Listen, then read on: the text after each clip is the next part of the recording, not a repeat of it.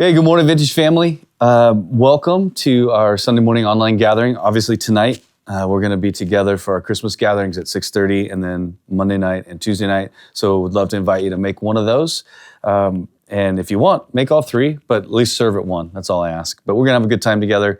If you're somehow just hearing about them, 6:30 at the building, we'll do some Christmas carols. We're going to take a look at the Christmas story a little bit. And then we're going to have some cookies and some hot chocolate and play some games together and just have a great time together as a family. But this morning, Pastor Dustin and I are here. We wanted to pick back up in the study we've been doing in Isaiah. We've been in 7 through 9. And in Isaiah 7 through 9, we encounter a character named Ahaz. And I think Ahaz gets forgotten a lot in the Christmas story. And so our goal this year was really to put our eyes on Ahaz, because I think Ahaz, as Dustin shared last week, really typifies the parts of us that need to be saved, redeemed. He's a guy who really has set himself against the Lord. He's really set himself probably into a posture of fear and manipulation. And a lot of them is the messianic prophecies that we so closely link to Christmas. Like if you were like, which ones? Okay, well, have you watched Charlie Brown Christmas? Then you've heard these prophecies. For unto us a child is born, and all these famous prophecies. They're really linked to this man Ahaz. And so we want to pick back up in our study, and I invited Pastor Dustin to just kind of step in and lead this, and I'm just going to hang out and talk a little bit. But obviously you were prepping stuff last week, and so go for it, man. Yeah. Share what's on your heart. Absolutely. Well, when Isaiah first comes to Ahaz in this passage, he's going to give Ahaz a statement, which is, if you do not stand firm in faith, you shall not stand at all. Unfortunately, we know the rest of the story. We know that Ahaz didn't stand, that his life is kind of a legacy of ruin and failure, and that he doesn't return to the Lord. And I don't want to fixate on all the dark stuff, because there is kind of darkness to this story, but we know the whole prophecy is pointing ahead to Jesus. So as we think about that statement, if you do not stand firm in faith, you will not stand at all. Maybe you're like me and we hear terms like faith, grace, these kind of Christianese doctrinal terms. And at times it can be kind of hard to understand, well, what precisely does faith mean? I think Isaiah 9 is going to give us an answer to that. If we read through this familiar prophecy beginning in verse 6, for a child has been born for us, a son has been given to us, authority rests upon his shoulders, and he is named, here's the crucial part, Wonderful Counselor, Mighty God, Everlasting Father, Prince of Peace. If we think about the gambit of faith really being about, where do we get our counsel from? Do we lean into the Lord in our time of need, where we need direction, we need wisdom, we need guidance, or do we rely upon ourselves or other voices? If we see mighty God, where do we go for strength in seasons where we feel weary, discouraged, worn down? Everlasting Father, where do we find our source of love and identity in seasons of crisis and difficulty? And lastly, Prince of Peace. When the world pressures down on us, when we feel the conflict swirling around us in chaos, where is the source of our peace and our tranquility?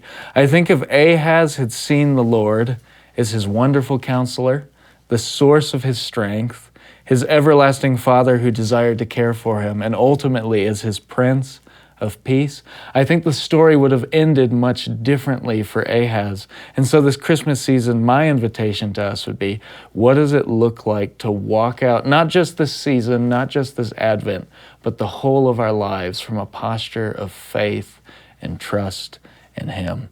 If I was looking at the statement, Wonderful Counselor, Greg, where would you see in the life of church that people kind of go astray on this one when it comes to wisdom and counsel? Oh, sorry, I didn't mean to laugh out loud.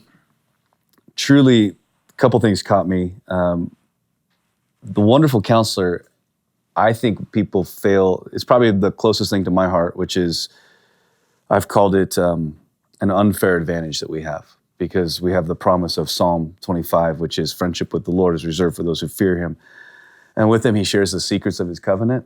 I think this Wonderful Counselor concept is really the idea that we have an ability to lean into the Lord. And I don't know that there's a metric on what we can ask. I feel like his invitation is, I'm here, I'm available to you. And I think most people attempt to make it on their own. That's what I would say is, where in your life are you trying to make it on your own? Are you trying to like just come up with your own conclusions or answer your own questions instead of sitting with the Lord and saying, hey, can you give me your thoughts? I have for years have taught this, and it's always caused me to consider, like, who's your advisor? So Pastor Gary has been one of my advisors for most of my life. Since I was 15, 16, when I have a major life crisis question, I go to him. I probably am one of Dustin's major advisors. When he has he comes to me with a lot of questions. Hey, what do you think? And as we've built friendship, it's that idea of, my question with wonderful counselors, who do you lean to? Now look at the word wonderful. It always causes me, it feels so flowery, but really in context, it just means he's without equal in his ability to answer. Yeah, I think if I look at wonderful, it almost gives me a contrast, and I don't want to bash or take cheap shots at our modern age, because there's a lot of great resources, there's great sources of counsel.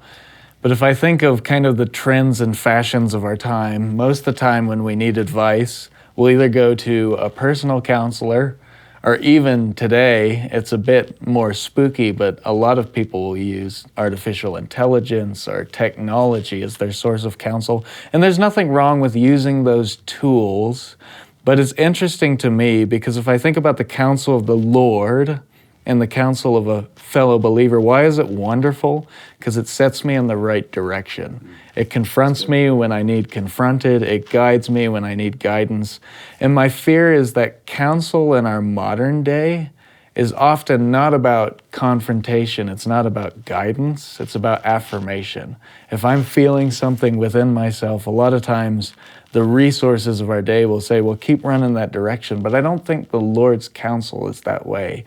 I think his counsel is really about how does his will establish us, in the words of Jesus, not in life, but in life abundantly.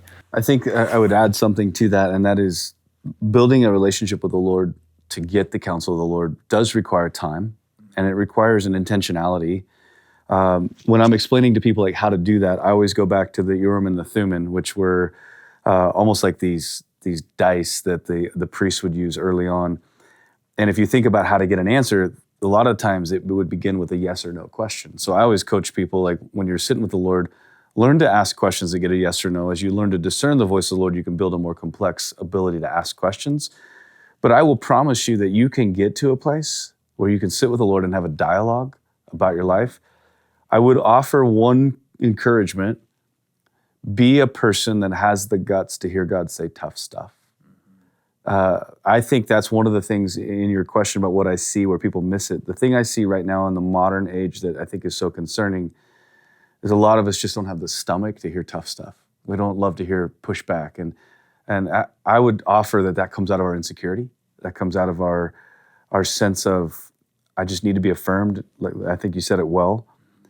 But if you want the wonderful counselor, just put yourself in front of him.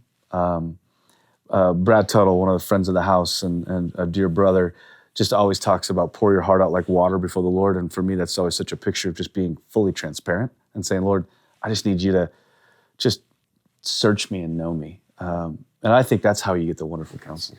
Yeah, and I think on that insecurity topic, it rolls right into mighty God, everlasting Father. I don't think we need a lot of explanation for what it feels like to feel weak and insecure. I think all of us have felt that and experienced that. And most often, I've found in my own life, most of my sin comes from my insecurity. Yeah, it's a compensation in some way, shape, or form with trying to alleviate something that's going on inside of us. Yeah, and so if we found a way each day in our time of prayer to allow the Lord to create in us his strength and to just bring his fatherly love to us, I think in that sense, it really deals with that issue of anxiety and insecurity that so often is our greatest enemy. Lastly, if I'm looking at this Prince of Peace section, man, Prince of Peace. Don't go too far, because I'm going to deal with that next week. Okay, I won't go too far. But if we're staying on just the topic of our daily quiet time, my encouragement to you would be, put away the distractions if you want the peace of the Lord. Now that looks really practical. Put your phone away. Find a notebook to write in. Pen and paper is never bad. Maybe use a laptop if that's a little bit easier to navigate distraction. And just put the media away and focus on Him. If it's a new habit, I guarantee you're going to feel a little bit restless and listless. Just give it time, give it patience. I have a friend who's an Orthodox priest who will say, like, if you get an itch on the side of your arm, don't scratch it. Sit in it and wait.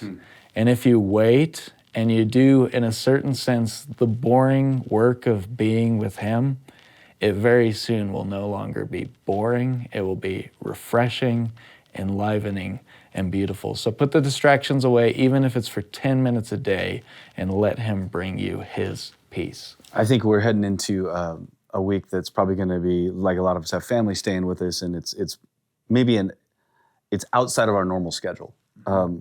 If you haven't been building a regular time alone with the Lord, sometimes those weeks that are different are the perfect time because you're already out of your normal cycle. And so maybe you set a rule for the house. Hey, every morning, we're just going to take the first 15, 20 minutes. We're just going to be quiet. We're going to throw some music on. We just want everybody to just sit with the Lord. And I know that there's times when there's pushback. You're like, what happens if I have family that aren't believers? Well, bless them to sleep. Tell them you'll pray for them. But I just think it's a good practice to say the holidays should be sacred and festival. So there should be a level of sacrament and festival. And I want to see us come into a place where we could say, man, in 26, I've experienced the wonderful counselor, the mighty God, the everlasting Father, the Prince of Peace at a totally different level. I think I would offer a simple, maybe it's a overly simple statement. It's really hard to experience those things if you're not hanging out with Him. And it's really hard to not experience them if you are. If you've ever noticed when you come close to a campfire and you get too close and you start to almost feel like you're gonna burn, I think He's the same way, that you can't get close without being highly impacted by Him. So if you would just hear it from us today, I know it's a simple teaching. Make time to dig into Isaiah 9 and experience the wonderful counselor, the mighty God, the everlasting Father, the Prince of Peace. Make time not just in the future. Make time today, tomorrow, the next day. Let this holiday season be full of it. Awesome. You have anything else to add? No, I think that's it. Well, looking forward to seeing you guys tonight or tomorrow or Tuesday night. Hope you have a fantastic holiday season. Would love to hear feedback on this. Maybe you stepped into a new journey with the Lord and you saw a radical transformation. If you would, take the time to send us an email at the church and just let us know, hey, that helped me. That maybe you have questions going, I don't really know what that looks like.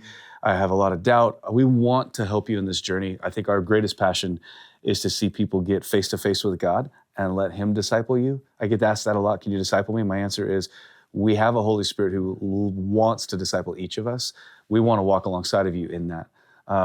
So there's some business stuff that I want to get through, and that is that the gatherings tonight, 6:30, Monday night, 6:30, Tuesday night, 6:30. Obviously, we will shut down the church office during the holidays, so we'll be closed from the 24th through the 6th of January. January 7th, we come back together for a worship revival night, and then we do have an online gathering during that break on the 28th, where we're going to talk about a little bit more about this. We're going to talk about the Prince of Peace a little bit. So I think that's everything I have. Thank you for your time. Thank you. And I'll make fun of him because he just left a wildly high-level theological conversation with a bunch of people that are way smarter than me to come do this. So it was fairly boring. So, so love you guys. Have a fantastic holiday. Look forward to seeing you tonight, Monday or Tuesday. See ya.